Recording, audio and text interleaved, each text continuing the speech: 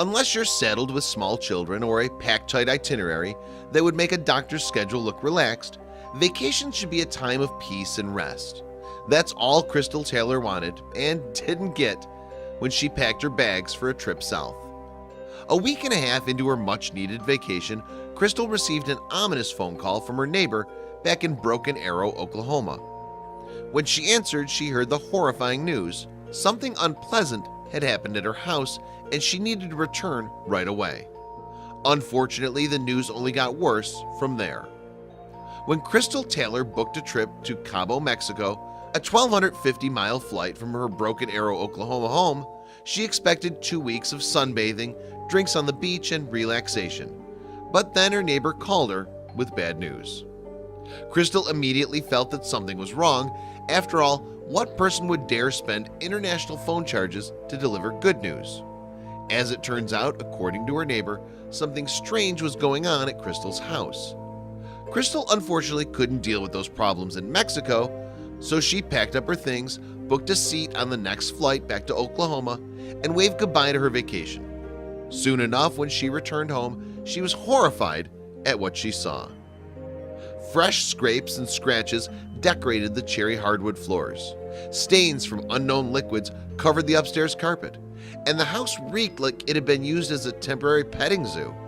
Still, it got worse. Along with scratches, stains, and scents, cigarette butts and trash lay strewn about the floors. Crystal's electronics hadn't just been unplugged, they'd been ripped from the walls. The most horrifying sight of all, however, was inside her refrigerator.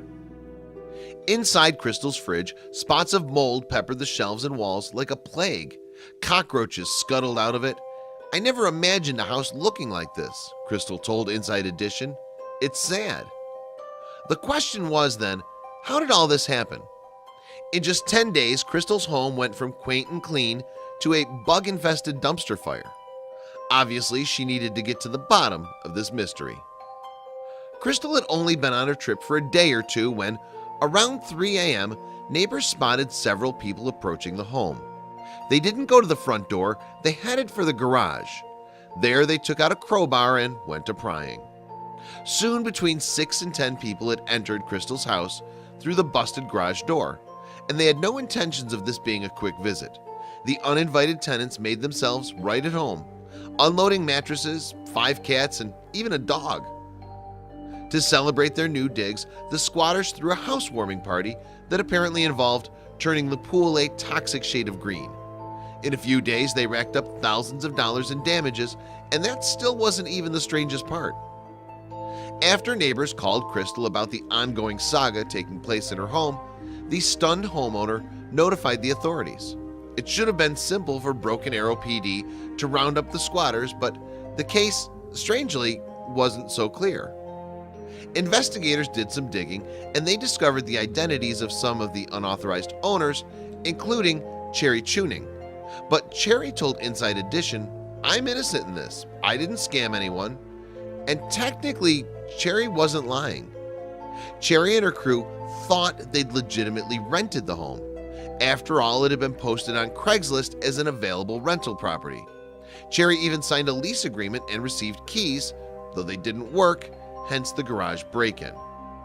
Upon closer inspecting the document, it was obvious that Crystal's name was nowhere on it, as the person who collected the rent had the last name Parker, not Taylor. What was more, someone tried collecting a security deposit on a home they'd known.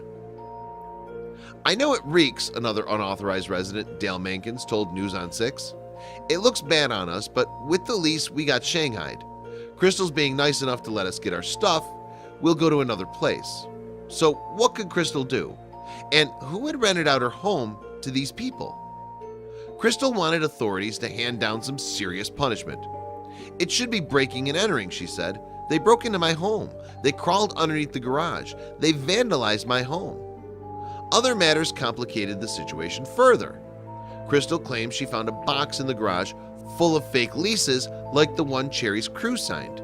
Had they faked a scam to earn a few nights in a vacant house, consequence-free?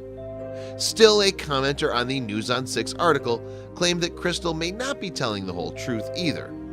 "Crystal's house is in my neighborhood and has been empty for months," they wrote. far longer than the claimed 10 days. With a muddy situation, the authorities issued a trespassing warning to the inhabitants.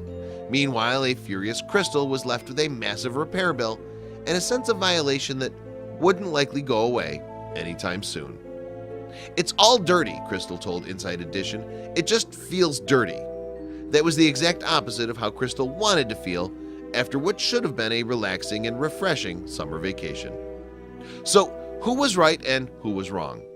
Just see the extent of the damages to Crystal's home.